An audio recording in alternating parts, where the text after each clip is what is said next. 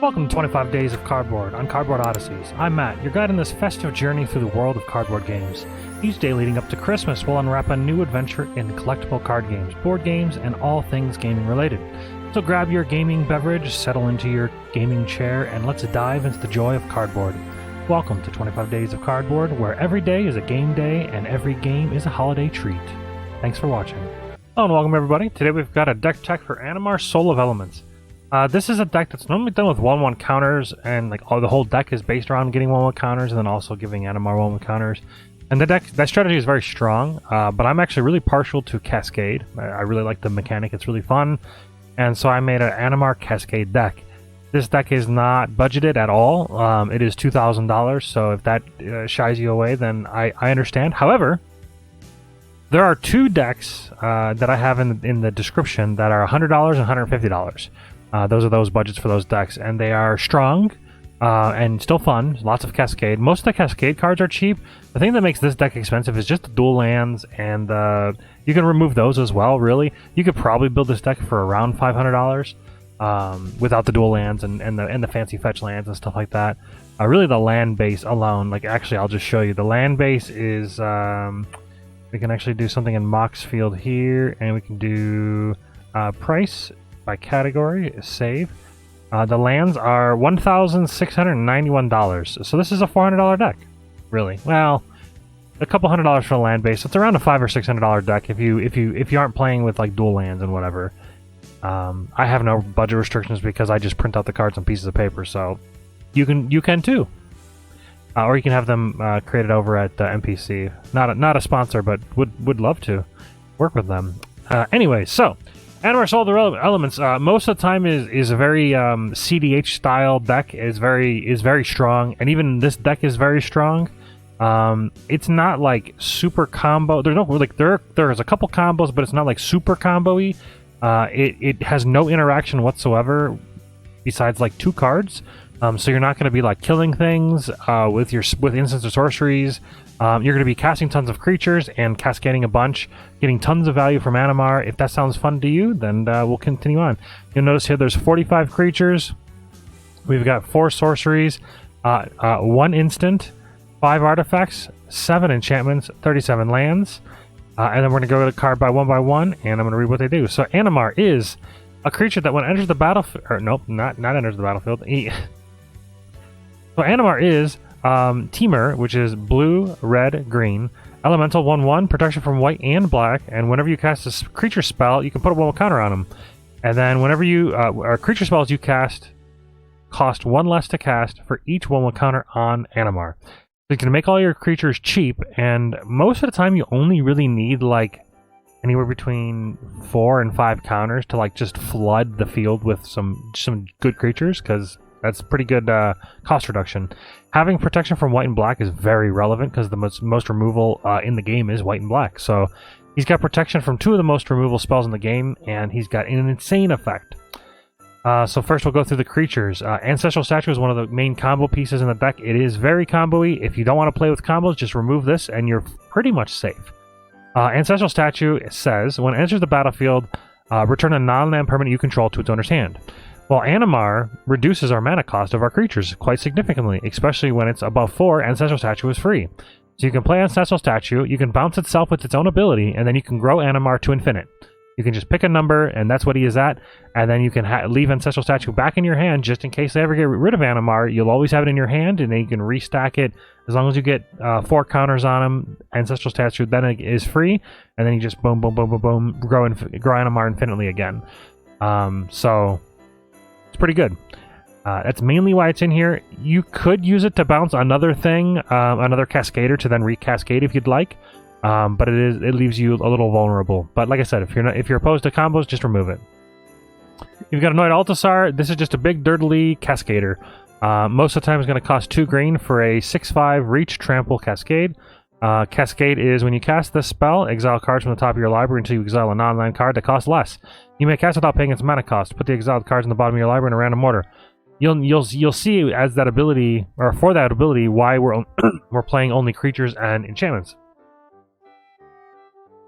We don't want to cascade into a bunch of weird counter spells and situational weird things that don't do anything. You want to be able to cascade into things that matter. All right, Apex Devastator, one of my favorite cards in the game because it says Cascade, Cascade, Cascade, Cascade. That's Cascade 4 times, and you will cascade into the things that cascade, then they'll cascade, and then you'll continue cascading.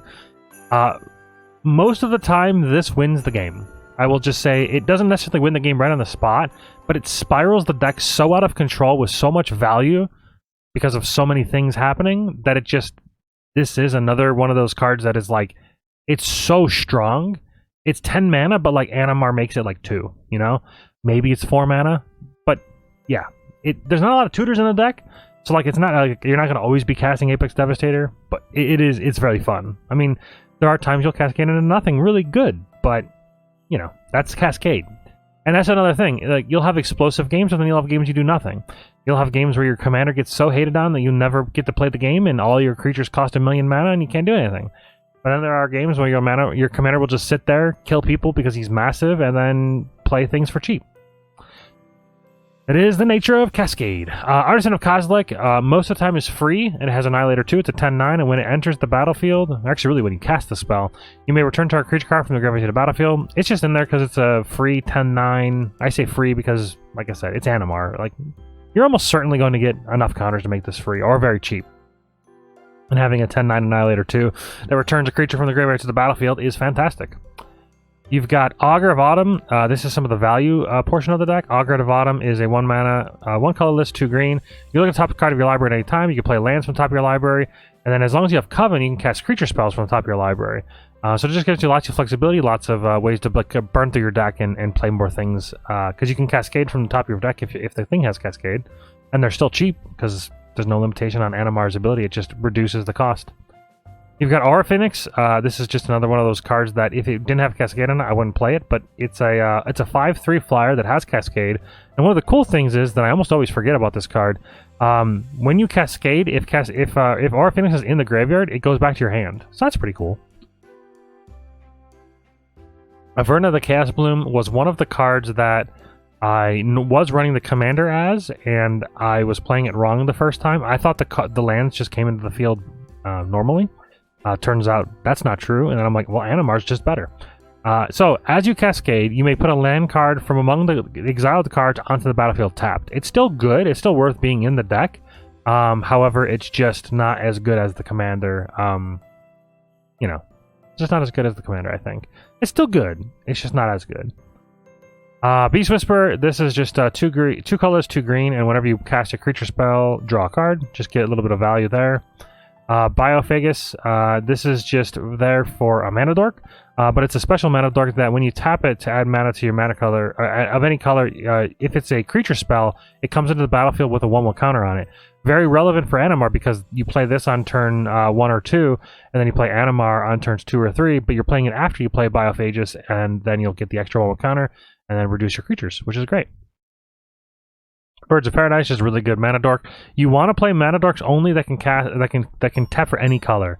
You don't want to play Llanowar Elves because it doesn't help you actually cast Animar any quicker. You want to get Animar on the field as soon as possible, and Llanowar Elves doesn't do that because it taps for green. So if you play a forest and then you tap a green and then you put a Llanowar Elf, you have 2 green on your next turn. Animar is one of every color, you know, Teamer. So you can. All right. You've got Bloodbraid Elf. This is just a hasty Cascader for 3/2. It's 4 mana cost. It's just nice. Most of the time, this will get you into either a mana dork or a ramp spell. Its mana cost is pretty good for that. Or it could ramp you into a Beast Within. Basically it. Some enchantments as well. You've got Bloom Tender, very strong mana dork in this deck. Most of the time, it'll tap for 3 mana for 2. That's pretty good value there. It taps for a color of every permanent you control. So most of the time, it's going to be 2 or 3. You've got Boarding Party, another fairly bad card, but because it has Cascade on it and it's only 1 mana pip, most of the time Animar makes this so cheap that it's just good value. It does have haste, which is pretty good. It's a 6/3 haster Cascader, so that's okay. You've got Delighted Halfling, one of the new cards in the deck, very strong. It is green, it taps for colorless, but the most important part is that it taps for 1 mana of any color, only for legendary spells, and it can't be countered, which is pretty cool, because Animar is definitely a counter spell target. It's going to try to remove, it's going to eat removal and counter spells, most likely, from your friends that can, you know, get around the protection. Dockside Extortionist, it's just a very good card. When it enters the battlefield, you get a number of treasures equal to the number of artifacts and enchantments your opponents control. Animar is going to probably make this cost 1. It's even better than it was before because Animar. And then because Dockside, it's in here. You've got Atali Primal Conqueror. I haven't actually got a chance to play with this, but this is replacing the old Atali. And the reason why is because the old Atali, when you played it, nothing happened. You pay 2 mana for a red, or 2 red mana for a creature, and it just doesn't do anything until it attacks. And now there are haste enablers in the deck, but this just does it right away. So when it enters the battlefield, each player exiles cards from the top of their library until they exile a non-land card.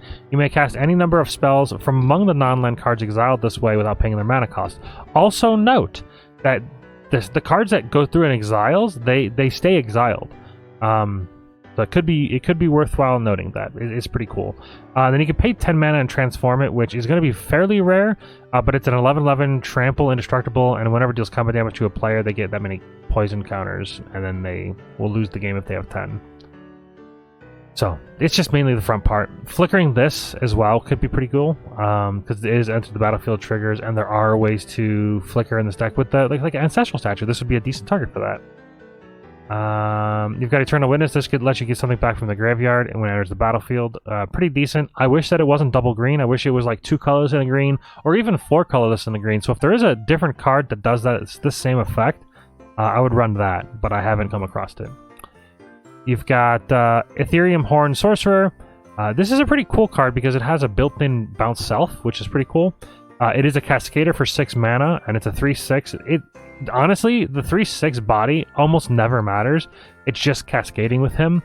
Most of the time it's going to cost 2 mana to cascade and then 3 mana to bounce it back. So, pretty decent value. You got Fierce Empath. This just lets you go and tutor anything with mana value 6 or greater. Any creature with mana value 6 or greater as it enters the battlefield. So it is a pretty good thing. Most of the time you'll go get Apex Devastator because it's super strong. And it is pretty cheap to cast. I really like Fierce Empath. A lot of times it's my Eternal Witness target. You got Forgotten Ancient. This is another enabler for Animar to make him big. Whenever a player casts a spell, you may put a 1/1 counter on Forgotten Ancient. I would almost always do it unless there's some weird reason you wouldn't. And then at the beginning of your upkeep, you may move any number of counters from Forgotten Ancient onto other creatures. So you can split them as much as you'd like. So yeah, give it to Animar as many as you need, which is pretty cool. He's very good. Gwenna, Eyes of Gaia, another super strong card. It's a decent sized mana dork, 2/3, and you can tap it for any combination of colors, which is fantastic.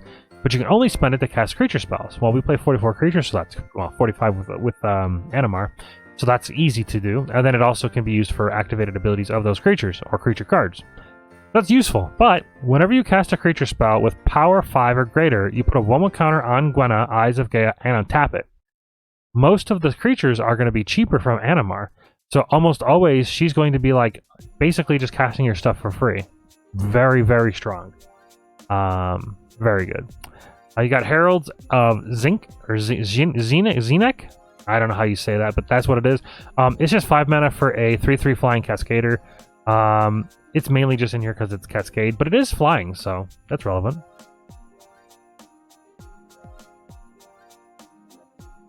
You've got Emoti, Celebrant of Bounty.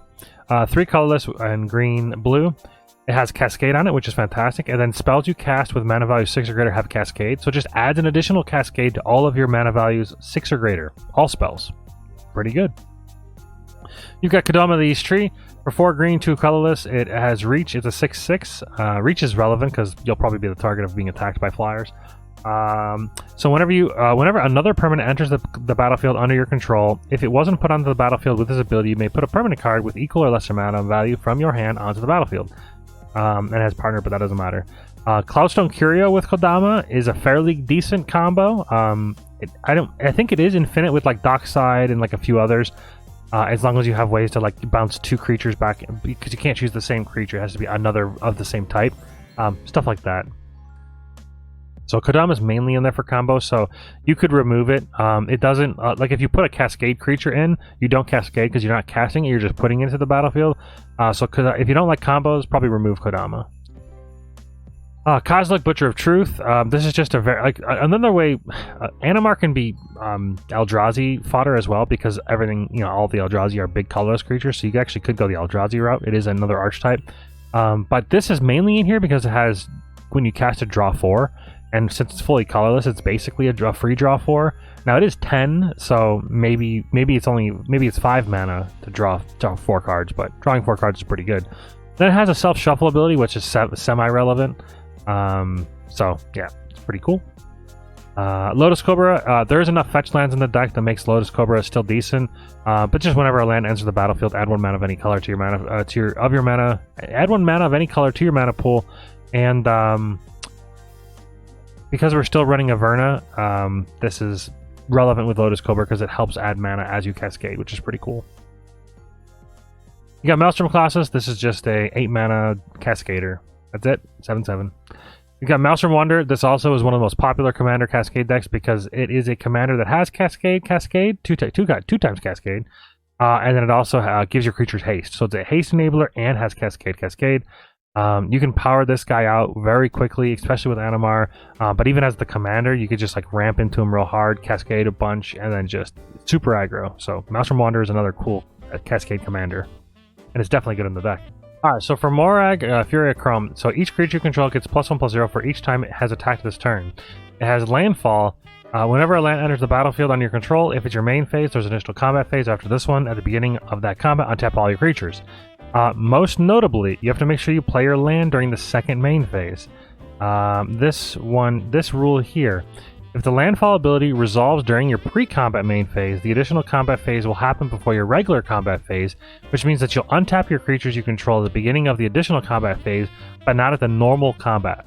So just note that you have to play your lands after you attack to get his extra combats, or else your creatures won't untap, because they're already untapping before they get the even tap. But the extra combats are great, and the plus power is pretty great, so definitely worth in there. You got Mole Drifter. This doesn't cascade, but what it does do is it's 1 blue most of the time to draw 2 cards. I could see it being removed, but like I said before, the deck doesn't run any sorceries or like instants really. I guess you could cascade into... I think you could run like divination style cards where you cascade into those to draw the cards. But the reason why I'm choosing to go this route is because if you draw this instead of cascading into it, you would rather pay the 1 blue mana to draw the 2 cards than kind of wasting a cascade into it. Spells are just kind of bad in the deck. I should say sorceries and instants are just kind of bad. So you want the effects on creatures. Plus, like I said, there are ways to bounce creatures, and so it's beneficial to have it in there. You've got Noise Marine. This is one of the new Warhammer cards. It has Cascade, which is fantastic, and then it also has Sonic Blaster. When Noise Marine enters the battlefield, it deals damage equal to the number of spells you've cast this turn to any target. Mainly this used as removal, kind of another one of those scenarios where it's a spell, it's a creature that does a thing that a spell could kind of normally do, like as a removal. So use Noise Marine as removal or player damage, or even, planeswalker damage, any target. You've got Peregrine Drake. This is when it enters the battlefield, untap 5 lands, or up to 5 lands. Most of the time it'll be cheaper than it costs to play, so then it'll just be untapping more lands than you've tapped to play it. So you'll tap the mana in response to enter the battlefield trigger, and then you can untap your lands and then float a bunch of mana, and it's like kind of ramping on a creature, and bouncing this is pretty good. You've got Radiclaw Mystic. This is one of the morph cards that you can basically turn it face up to morph it to gain the extra mana, but then you can also tap it for the mana as well, so you're kind of ramping that way as well. And you can play it for 2 colorless mana, which is free with Animar as long as you have 2 counters. So just kind of a mana dork that synergizes with them. Sakashima Prodigy. This is a pretty cool card. It has Flash and Cascade, and it enters the battlefield as a copy of any permanent that entered the battlefield this turn. So it's a pretty cool flash clone of anything that enters the battlefield on that turn that is typically 2 blue. So it's pretty cool. It has the stipulation where it has to be done, you have to do it on the right turn. So there are some situations where you just have to hold up 2 blue mana and have 4 counters or whatever it costs in order to flash this in to copy something cool. Or of course you can just copy something cool that you have. Also, most notably, you'll cascade before this enters the battlefield. So if worst comes to worst, you flash in, cascade, and then you have this enter the battlefield if it's a creature, which 44 creatures in the deck. Probably will be.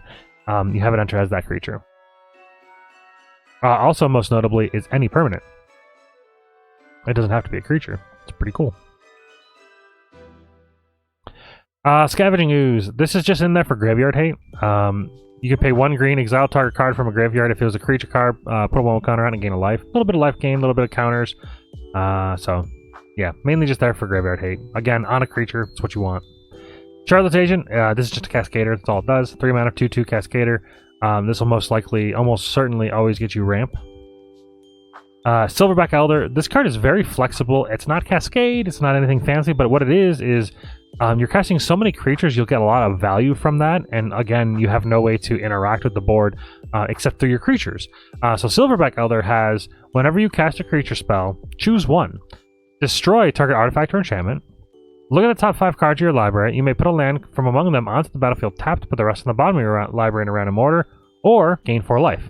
You can get lots of life, you can gain lots of land ramp, you can destroy lots of target artifacts or enchantments. And it's only 5 mana for a 5/7. It's a very good value creature, so very strong card. You got Soul of the Harvest. This is just a good ramp, good card draw. So for 6 mana, whenever another token creature enters the battlefield under your control, you may draw a card. Most notably, Beast Whisper is when you cast, and Soul of the Harvest is when you draw. Soul of the Harvest is when it enters the battlefield as a non-token. So if you do Flicker shenanigans, or if somebody bounces all your stuff, and then it comes back in some way, if anything that enters the battlefield, you'll draw a card, is what I'm trying to say. If you got Spark Double, one of the new additions to the deck that I actually wasn't really running it, but then I thought about it and I'm like, Spark Double's like just kind of flexible and could really be put in every deck because of specific things that it does. So it's 4 mana and you can have it enter the battlefield as a copy of any creature or planeswalker you control, except it enters the battlefield with an additional 1/1 counter if it's a creature and another loyalty counter if it's a planeswalker, and it isn't legendary. So this will ignore the legendary rule. One of the cool things you can do is, besides copying any legendary, is you can copy your commander. You'll have 2 Animars, and the cost reduction does add up because it just says creatures you have cost less. So it's just two cards that are saying now your creatures cost less. So pretty cool. And then it'll have protection from white and black. Pretty dang good. So it's just super flexible. This can copy anything good. Has to be on your side of the field, but I still think it's strong. Spellskite, this is just mainly in there for protection for your commander. Being able to pay a Phyrexian blue to change the target of a spell or ability to Spellskite is actually insanely strong. This has held hostage many players where they want to equip equipment to their creatures, but they can't because you can just pay 2 life and just equip it to Spellskite. They can always try to unequip it, but you can just pay 2 life to equip it. Enchantments, as they enter the battlefield, if they target something, you can change the target to Spellskite, so then he gets the enchantment. Spellskite is so strong. It's so undervalued. Especially in a deck when you can probably play it for free. You've got Sirach Dragonclaw, another very strong card, very valuable because of a couple things on it. It has Flash, it can't be countered, other creature spells you control can't be countered, and other creatures you control have Trample. So we need Trample because we're winning through combat. Not having your spells countered is fantastic as well, and it's a 6/6 body, so it's pretty good. You've got Tatiova Benthic Druid, one of the really good cheap commanders if you want to play as a commander, like a really budget commander deck. This Tatiova is great. A lot of good value. She just has landfall. Whenever a land enters the battlefield under your control, draw a card, gain a life. Just solid value. And it'll be cheaper because of Animar, which is good. Remember that time when I was telling you about creatures on the battlefield and having abilities that are really, really good when they're cheaper? Well, Tamara Sabertooth says you can pay a white and a green, colorless and a green. You may return another creature card you control to its owner's hand. If you do, Tamara Sabertooth gains indestructible until end of turn. So things like Peregrine Drake, when it enters the battlefield, untap 5 lands. So you float some mana, you play the Peregrine Drake, it enters the battlefield. You use Tamara Sabertooth, you bounce Peregrine Drake. You still have many mana left over because it only costs 1 mana to play the Peregrine Drake, and then 2 mana to cast to bounce it, and then 1 mana to recast it. That's 1 surplus mana. That's all you need for infinite mana. And you'll have no problem doing that. It's fairly common for Tamara Sabertooth to combo out. Same thing with Dockside Extortionist. As long as Dockside Extortionist makes more than 4 mana, you'll have infinite treasures. Timur Sabretooth also could just bounce your commander to save it from exile or hate. Save any creatures you have. It can save itself. It's just super flexible, super good. It is combo-y, so if you don't like combos, you can remove it. You've got Uro Titan of Nature's Wrath, just a very good value card. It doesn't have Cascade or anything like that, but it's very strong. When it enters the battlefield, you sacrifice it unless it escaped, and when it enters the battlefield or attacks, you gain 3 life and draw a card. Then you can put a land on your hand from the battlefield, and then you can escape it by paying 2 green, 2 blue. Exile 5 other cards from your graveyard, and then you can cast it, and then it gets to do the same, enter the battlefield, and blah blah blah. It's just a value good card. This card could be removed. It's a little out of place, but I just like Uro. It's pretty strong, so I played it. You got Wild Magic Sorcerer. This card's really fun. The first spell you cast from exile each turn has Cascade. I don't like that it's only the first spell. It's not as valuable. This is kind of a flex spot. If you find like a better card that you like, this would be like a first card that I would remove because it's only on the first spell. Rashmi was the same way. I didn't really like Rashmi. Rashmi's in a lot of these Cascade decks, but yeah, I don't know. Didn't like it. Too uncommon or too situational. But this, you're almost always going to Cascade. So whatever you Cascade into basically is going to Cascade, which is pretty cool. And if it has Cascade, it'll Cascade again. I don't know. It's just super fun. I love Cascade. Very, very chaotic. You got Dire Strain Rampage. We're into the sorceries. It is destroy target artifact, enchantment, or land. If a land was destroyed this way, its controller may search their library up to 2 basic lands, put them on the battlefield, tap, then shuffle. Otherwise, its controller may search their library for a basic land card on the battlefield, tap, then shuffle. Then you can have flashback for the 5 mana and do the same thing. It's funny because a lot of the times I'll target my own land to trigger landfall triggers from like Lotus Cobra or Tatiova, and get lots of destroying your own land and get 2 basic lands enter the battlefield. It's pretty darn good. However, there is not a lot of basic lands in the deck. I actually just took out, I think, 2 or 3. I think there's only like 5 or 6 basic lands in the whole deck. So maybe if you're playing this, I would still run this card, but like don't run the dual lands and put basic lands in place of that, just so you have enough targets. And plus, you can always target other people, destroy their stuff. If you destroy their lands, maybe they're not running any basic lands and they just don't get another land. But I would only destroy lands that are like, powerful. Don't just go destroying it like Field of the Dead. Destroy that. That's fine. Don't destroy their only like white source. Don't be that guy, If they don't run basic lands. If they run basic lands, you're probably just helping them. Farseek is just a ramp to go get yourself a any color land in the deck, basically, except for forest. Then you got this one here. This is basically you search your library for any forest put on the battlefield. Most notably, this is tapped. This is not. Farseek is not tapped, which is pretty great. Volcanic Torrent. This is one of the board wipes. There's 2 board wipes in the deck. This is one of them. And I say board wipe because it's pretty much always a board wipe. So for 5 mana, it has Cascade on it itself as a sorcery. And then it also deals X damage to each creature and planeswalker that you don't control, where X is the number of spells you've cast this turn. So it's kind of you want to use this in like a stormy situation where you've already cascaded a couple times, and then you cast this, and then it's going to cascade. So you'll probably do it for like 4 or 5, maybe more, depending on how good your turn's been. The thing that sucks about this, and this is why I don't like running these kind of cards, it costs 5 mana. If there was like a creature that did this, the exact feat, obviously the exact thing, that would be fantastic because it would just cost 1 red.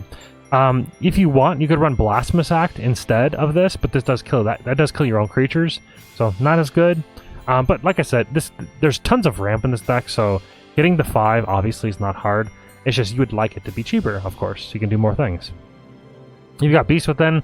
This is another recent addition. This isn't something that actually normally I was playing. I was playing other cards. Like I think I was playing like Growth Spiral and such, and then I was thinking about it. Because this deck doesn't really have a ton of ways to interact, cascading into this isn't terrible. I was running, I think it was called Forceful Denial. It's like a 5 mana counterspell that has Cascade on it. And I was thinking about it, and I'm like, man, I've cascaded into that thing so many times. It's just not worth it. You just don't want to cast it. But this, cascading into this, is so universal because it's destroyed target permanent. It's any permanent. I think that it's fine. So stuff like this, I think, is okay. Very flexible. Yeah, Arcane Signet is a mana rock. Cloudstone Curio, one of the combo pieces in the deck. If you don't like combo, remove it. Cloudstone Curio is 3 colorless mana artifact. Whenever a non-token permanent enters the battlefield on your control, you may return another permanent that you control that shares a permanent type with it to its owner's hand. This allows you to flip-flop between creatures like Dockside Extortionist and Peregrine Drake and any enter the battlefield triggers that have super good value, where you could like play another creature, bounce that thing, and then play the Dockside and then bounce the other creature and then play it. Animar lets you do that really, really well because it discounts the creature so much that you only need a couple mana to do it, and then you just go into a loop and you're like boom, boom, boom, I win. I'm the best Magic player in the world! Combos! Soul Ring's pretty good mana card, I hear. The Great Henge is very strong, especially when your commander is going to be very large, or most of the creatures you play are very large. So, it's for 9 mana, it's insane. But this spell costs X less to cast, where X is the greatest power among creatures you control, and you can tap it. You gain 2 green mana, you gain 2 life. Life gain's pretty relevant, actually. You don't really have many ways to gain life in this deck. Tatiova in this, I think, is the only 2. And then whenever a non-token creature enters the battlefield under your control, put a 1/1 counter on it and draw a card. Pretty good. The One Ring. It should just be in every deck. I'm sorry. Like, there's like 99% of the decks should have the One Ring in it. It's just that good. It's indestructible, and whenever it enters the battlefield, if you cast it, you gain protection from everything until your next turn. Pretty good. Cascading into it still counts as casting it, by the way. At the beginning of your upkeep, you lose 1 life for each burden counter on the One Ring. Who gives a crap? Tap it, put a burden counter on the One Ring, then draw a card for each burden counter on the One Ring. Very strong. The only situation I could see where this would be bad in this deck is that I don't really think you have a way to get rid of the One Ring, so you could just die to the One Ring, but you're going to have so much card value. Probably doesn't matter. One of the Doctor Who cards that just came out recently. Bigger on the inside, so for 5 mana, enchant artifact or land. Enchanted permanent has tap, target player adds 2 mana of any one color. The next spell they cast this turn has Cascade. There are some like really niche, weird scenarios where you can like mess your opponents up by forcing them to Cascade. Sure. But, of course, you just want to give yourself more Cascades. So you're just gonna, it's just kind of an expensive ramp spell. That allows your stuff to get extra Cascades, which is pretty great. I think it's worth it. You've got Garruk Uprising, one of the card value cards in the deck. It's 3 mana, and when it enters the battlefield, if you control a creature with power 4 or greater, draw a card, and then creatures you control have trample. And whenever a creature with power 4 or greater enters the battlefield under your control, draw a card. Lots of draw cards. Giving creature trample is fantastic. The next one is probably this one. Rhythm of the Wild, 3 mana, enchantment. Creatures you control can't be countered, pretty relevant. And then non-token creatures you control have Riot. They enter the battlefield with your choice of a 1/1 counter or haste. The deck basically wants both of those. You really want haste enablers because you want to be able to do stuff right away and very quick. Your deck is very explosive, so haste is pretty much always the option. But I can see this being like if Animar gets removed, you could recast Animar and then get a counter on him, so it kind of starts your building again. You've got Sunbird's Invocation, one of the more expensive cards that isn't a creature in the deck, and like I hem-hawed over it, and I think it's super strong. It is a little limiting because it has, whenever you cast a spell from your hand, not when you cascade, it has to be from your hand. You reveal the top X cards of your library where X is the spell's mana value. Also note that mana value does not mean mana cost, because that would be bad. Mana value means whatever is printed at the top right of the card, that's all that matters. No matter how much is discounted, that's still the mana value. You may cast a spell with mana value X or less from among the cards revealed this way without paying its mana cost. That includes being able to cascade some more, which is great. And you put the rest in the bottom of any order. This is definitely won games for me. This is definitely very strong. Being able to just look at like the top 6 cards and cast whatever the heck you want from it is pretty dang good. So, yeah, it's worth it. Having a creature do this would be insane. Sylvan Library is very good card value. At the beginning of your draw step, you may draw two additional cards. If you do, you choose 2 of the cards that you've drawn from your hand at this turn, and you put those cards back unless you pay 4 life. And that's pretty simple. A lot of the times you'll just take the damage, but obviously you have to be careful. Don't die. Tamara Ascendancy, creatures you control have haste, very valuable. And then whenever a creature with power 4 or greater enters the battlefield, draw a card. Good draw value. It is a May ability as well, which is nice. So you don't like kill yourself by a bunch of tokens. Up the Beanstalk, very good card. Recently came out, and I think it was Wilds of Eldraine. And in this deck, it's great. When it enters the battlefield, you draw a card, and when you cast a spell with mana value 5 or greater, draw a card. It replaces itself, which is fantastic. I love it. Very good card. And now we're into the lands. That's a fetch land, goes against land. I'm just going to pass anything that's like a colored land. I'm just going to pass. But Boseiju, very, very good. It's basically just a forest, but it also has a channel ability where you can discard it and destroy target artifact, enchantment, or non-basic land an opponent controls, and then they may search the library for a basic land type and put it on the battlefield and then shuffle. And it costs 1 less to activate for each legendary creature you control, so most of the time it'll only cost green, just like 1 green. And the cool thing about this is because it's a channel ability, not many things can stop it. I think Stifle is like one of the main ones that can stop a channel. It's not a spell, you're just like, I do it. So yeah, very strong. Of course, the deck list will be down below. You can see like the mana base. Cascade Wolf Run. This card's kind of like it's fine. It's there for the target creature gets +X/+0 and gains trample until end of turn. I think the biggest reason why it's in here for me is that like Animar doesn't have trample, but he does have protection from white-black. However, if you attack somebody that like say your Animar is like 1000 because you like did the ancestral statue, but then you attack somebody and they just chump block it with a 1/1 because he doesn't have trample. At least this is very threatening with Animar. Plus you have other big creatures in the deck that don't have trample that this gives trample, so it's, I think it's worth it. The reason why I say it may not be worth it because it's a 3-color deck, so you have to be careful with what colorless lands you run. Opal Palace is another one of those ones where it does normally tap for colorless. The only reason it's really in here, and I don't really like it, but it's synergistic with the deck, so I use it, is that when you tap it, you can like filter a mana into it, and if you spend it to cast your commander, enters a battlefield with a 1/1 counter equal to the number of times you've cast your command from the command zone. So it just kind of helps you continue building the counters on Animar if he gets removed constantly, so yeah, it's pretty good. Adawara is another cool land that has that channel ability that we talked about, and it has return target artifact, creature, or enchantment, or planeswalker to his owner's hand, and it costs 1 less for each legendary creature you control. Again, just channel is very strong, and this isn't a card that we cascade into, so that's great, and it just gives a little bit more flexibility in the deck. A little bit more ways to interact. Graveyard Ground. I think you should always have a couple ways of interacting with graveyards. Graveyard strategies are very strong. If they're left unchecked, they will destroy, and this is just one of the ways to do it. And again, a way that doesn't have Cascade into. You're not going to be able to Cascade into it, so you can choose to use this at any time. It sucks that it's on a land, but again, it is what it is. So Scavenging uses this. I think every deck should run like 2 Graveyard Hate. I